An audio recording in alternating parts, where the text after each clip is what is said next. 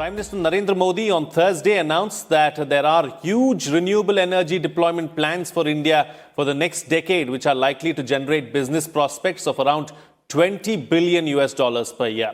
In his address after inaugurating the third Global Renewable Energy Investment Meeting and Expo, that is Reinvest 2020, through video conferencing, he invited investors, developers and businesses to join India's renewable energy journey. He said that after the success of performance-linked incentives in electronics manufacturing, the government has decided to give similar incentives to high-efficiency solar modules, stressing that ensuring ease of doing business is their utmost priority, and dedicated project development cells have been established to facilitate investors. He said that in the last 6 years, India has travelled on an unparalleled journey. The Prime Minister noted that India's renewable power capacity is the fourth largest in the world and is growing at the fastest speed among all major countries. The renewable energy capacity in India is currently 136 gigawatts, which is about 36% of its total capacity. In this edition of The Big Picture, we will analyze India's renewable energy plan. Joining me on the program today are BP Yadav, Joint Secretary, Ministry of New and Renewable Energy; Sunil Jain, CEO, Hero Future Energies; and Prachi Gupta, Consultant, Energy, Niti Aayog. Thank you to all my guests for joining me on this edition of The Big Picture. BP Yadav, let me begin the program with you first. Let's first try and understand and analyze the state of the renewable energy sector in the country as we speak today. Thank you, Pereira. I think we are in the middle of a very fast transformation in the energy landscape. So while the energy demand is growing on primarily on two factors, if we see, one is last couple of years we've given connection to almost every household in the country. We've connected each and every village, so that is one part. And I understand a family which starts with a small bulb and probably a fan will graduate to larger equipments consuming larger energy demand. Also, our per capita consumption is looking at the global average, it's quite low. This is number two. Number three, we are one of the fewer economies globally which is growing. So I see these three factors as a significantly contributing in terms of the demand size. If we think from the supply side, there several things have happened. One is, and partly because of this pandemic, I think even a common man understands the importance of clean air now, much more than what pre-pandemic days. Number of cities, we could see the peaks of Himalayas. So everybody is worried about cleaner air now. That's not a thing on the margin. So. And the power sector is one of the important source of the air pollution. And our national leadership has very clearly stated that this is our sense of direction. All new forms of energy will come from renewable energy. I'm talking of the electricity landscape. We've defined our targets. We've done international commitments. We agreed that we'll add capacity of 175 gigawatt. Now, Honorable Prime Minister has given a target of 450 gigawatts by 2030. So I see a very clear and definitive sense of direction in the renewable sphere. Right. Okay. Sunil Jain, let me come across to you now. As far as the private sector is concerned, what can we expect? How can we ensure that, all stakeholders come on board and ensure that we achieve this goal that the Prime Minister has set? Good evening. So what I believe is that it's a rare thing that you get a market on a platter. What our Honorable Prime Minister has done is given us a vision of 450 gigawatt over the next decade, which effectively means that we will be adding a minimum of 25 gigawatts year on year from here onwards, requiring an investment of $20 billion. What is good about renewables is that it actually, once you invest, works like an annuity business. So, once you have put up the project, your revenues are assured, a market is assured. Which kind of product will give you that kind of a market assurance? And it is also sustainable. As Mr. Yadav said, that, we are talking about 24/7 power for 100% of the household in the country. That will give a big boost to the energy demand. Not only that, as we move towards more sustainable form of transports, especially electric vehicles, I think so this demand will surge phenomenally. If we have to do all that, then sustainable power is the only answer. And that comes from renewables. And therefore, private sector is bullish on this front. And if you actually see the investments which are flowing in, even in a pandemic like this, the investments have almost doubled. I see, as a private sector player and with my investors all over the world, there's a huge interest in the Indian market. We offer better returns compared to what people would get in fixed income yields outside. And it makes not only that you are doing this for sustainability, but it's pure business sense.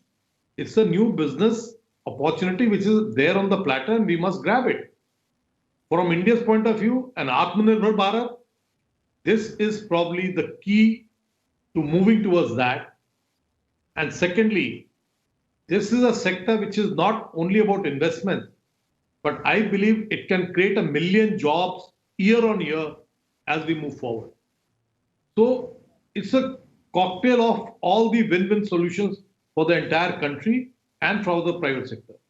And therefore, I believe it's a very, very positive thing. And, then you have a ministry, which is a rare thing in the world. We have an exclusive ministry for renewables, which is proactive and therefore gives you a direction as to how you have to move.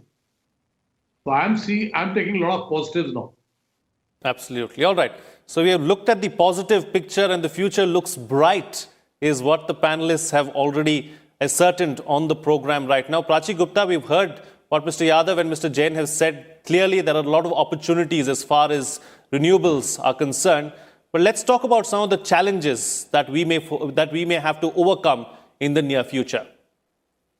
Definitely. I completely agree. I mean, there's this brighter side to renewables. But in terms of challenges, I would say the biggest challenge would be integrating the renewables with the main grid. So integration is one of the biggest areas that India needs to work on. Right now, we have high T&D losses of approximately 18%. And to integrate renewables, we need storage. To accelerate uptake of renewables, we need storage, we need battery solutions. So I think that's one of the biggest challenges that India needs to work on. And the PLI scheme that the government, the Union Cabinet and NITI Aayog have come up with is an excellent move with respect to enhancing manufacturing in the sector. And also to integrate grids, the giga-scale manufacturing target, battery manufacturing target that the government has set up giga-scale manufacturing facilities in the country. So that's one area that government is working on to overcome the challenge. And secondly, I would say to manage the peak load. So battery and other storage solutions need to be explored. And moreover, in terms of, for example, talking about coal. Coal supplies the intermittency. Coal takes the gap for intermittency. So I guess storage and integration of renewables to the grid is one challenge that we definitely need to work on. Absolutely. Taking the discussion forward now. So, VP Yadav, let me come across to you now. Let's talk about the level of coordination and collaboration, as far as India and like-minded countries around the world are concerned. When we talk about renewables, we know about the ISA, then there's also the One Sun, One World, One Grid as well. Tell us about that and tell us how it is progressing. Yeah, I think in the position of India as a market, as a very large market, as a pool of human resources, very highly talented pool of human resources, as having a background of fairly good regulatory mechanism, and the national targets and the sense of direction given by the national leadership.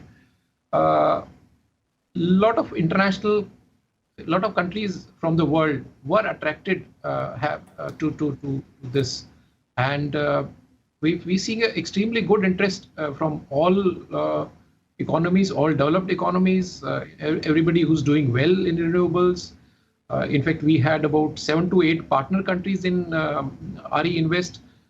EU, we had a separate session on EU, and Ambassador EU was there. USA, there was a separate session. Denmark,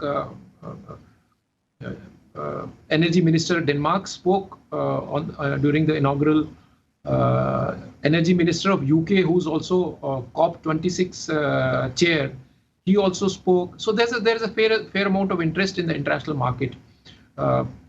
Also, in terms of investments, number of global funds are attracted to this sector. So there is a good amount of interest, both right, politically and from the financial perspective also. Absolutely. All right. So, Sunil Jain, let's talk about another aspect and bring that in too, because, we heard Ms. Gupta talk about some of the challenges, really. How do we overcome those challenges? That is one. Secondly, of course, there's always this cost factor associated whenever we look at renewables.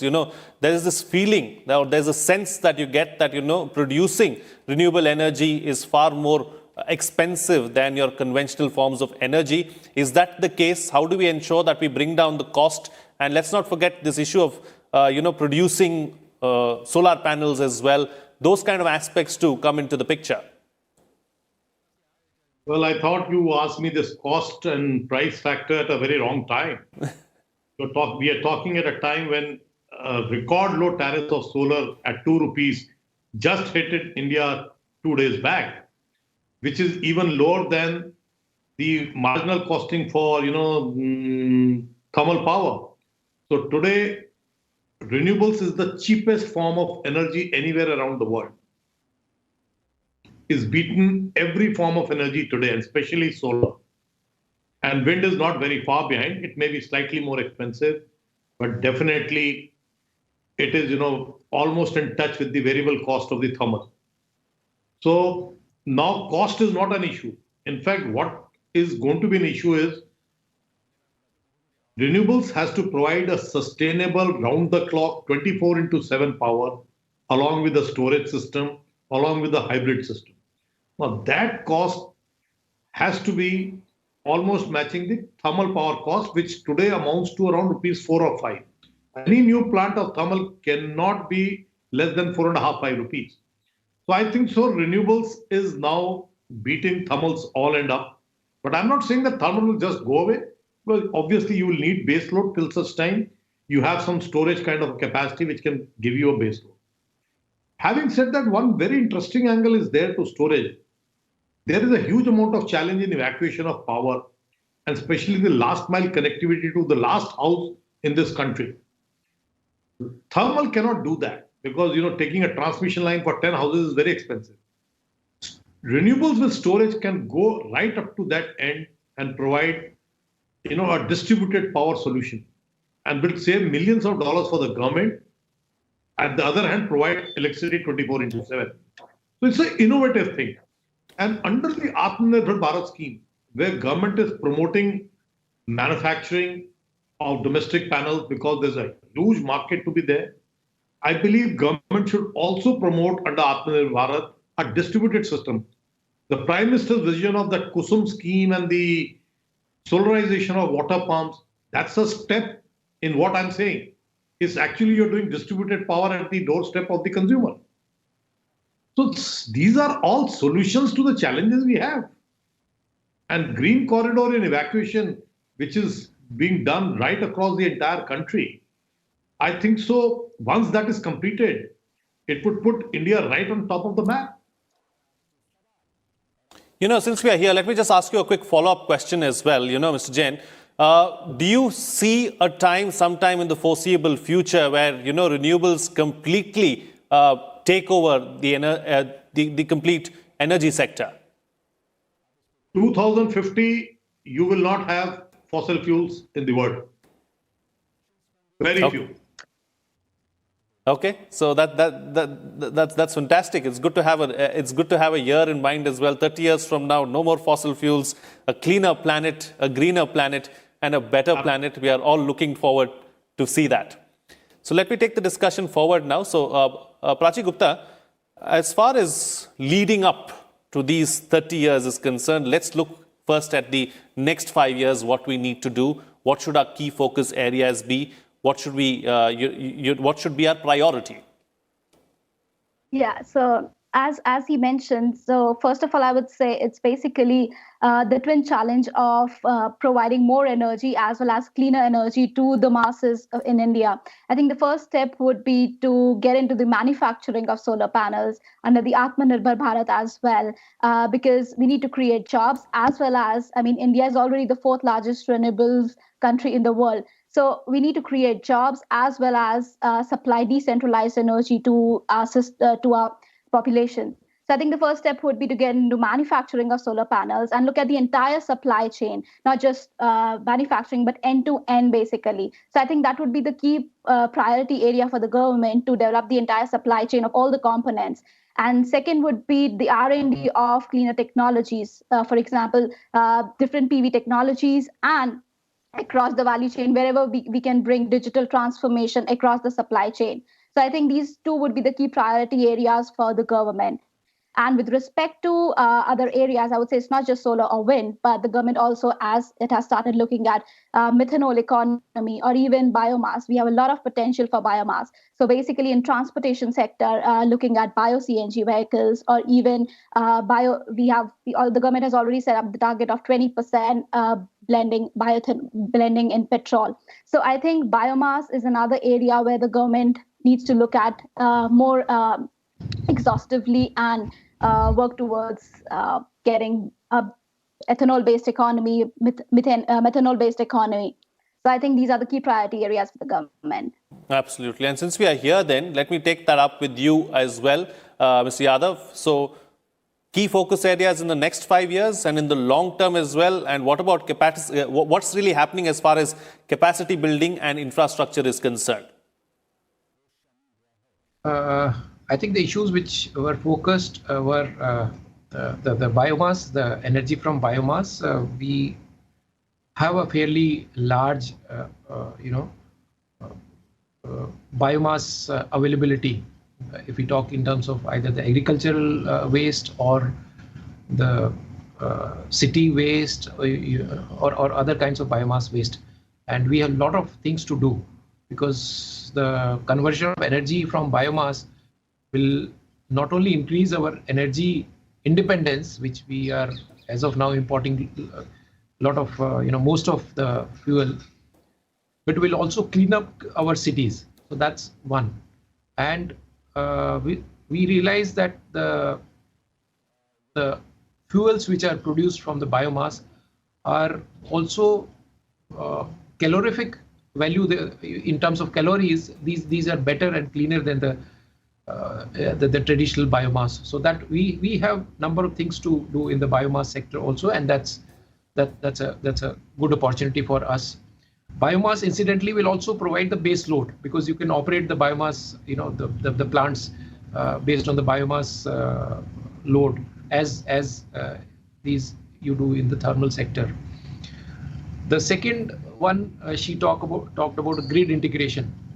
I think we need to focus on the characteristics of the renewables, mainly solar and wind as of now, and consider their variability as a strength, not as a weakness. So we need to identify the demands which are in tune with the characteristics of the renewables. Now, irrigation sector is one. I think about 20% of the electricity goes into the irrigation sector, and this is a hugely subsidized sector. Now, while I come to the room and I need to switch on my light or my air conditioner, irrigation offers that kind of flexibility. So it can be done today evening, or tomorrow morning, or tomorrow afternoon. So that matches with the solar supply. Based on this, and also there is a huge subsidy outgo, and which is cause of inefficiency in the distribution sector. This Kusum scheme was launched. So that's where the whole, this will take away this will match with the strength of the renewables. Again, the time of the day tariff, which will also we'll try to match the supply with the demand of the renewable energy. Another element of the integration could be the EVs. Globally, large-scale increase is happening in most of the countries of EVs. Now, EVs, the battery system of EV you can use for charging at a particular time when the demand is low, and you can discharge it or give it back to the grid. When the cost is high. So there are a number of things these are all technical issues, and technical issues are pretty easy to solve. And once the sense of direction is clear, I think, and now we have one grade. Geographical diversity is another area which we can take care of the variability of supply of renewable energy. For example, the wind power in some state, it may offer a different pattern than wind power in a different state. This is what we've seen in Ladakh. Similarly, solar is high in some state, it may be low in some different state. And India is a fairly large country. So combining the geographical diversity of the country takes care of a fair amount of variability of the renewables. So I mentioned, I think, important aspects of grid integration, and we see a fairly good chance of doing it in a well-structured manner. Absolutely. All right. So since we are here, then what's the best way forward, Mr. Jain? How do we fully realize our potential as far as renewables are concerned? One thing which, of course, my wish to the government would be that our next decade plan should be well laid out. If we have that plan laid out, the nuts and bolts of that plan will follow. Technology is an evolving thing. And like, my colleagues have mentioned about it, one angle which could be the next big thing in technology is the hydrogen, which is coming up very fast. And if we are successful in that technology, I think so the landscape of renewables is likely to change quite dramatically. I believe integration, identification of the areas where, renewables, especially wind and some of the other projects, cannot be set up at our own will. They require specific location. Unlike solar, which can be done, and therefore identification of the areas, integration with the grid, and distributed energy. A combination of this will take us forward. But it is very important that while we do make plan, the implementation plan is very important, because Indians have generally been seen to be poor. And I'm not talking of renewables as such, I'm talking of India as such per se. We are poor in implementation of a policy or a plan, So that is one thing if we start doing now, I think so it's going to be a big winner for us. And Prachi Gupta, close the show for us with your concluding remarks. Yeah, sure. So I think it would be the energy diversity mix that India needs to focus on. So it's not just solar and wind. Definitely they have huge potential, but it's a diversified energy mix that India needs to focus on. And as was mentioned earlier, hydrogen would be a game changer in the Indian energy transition space.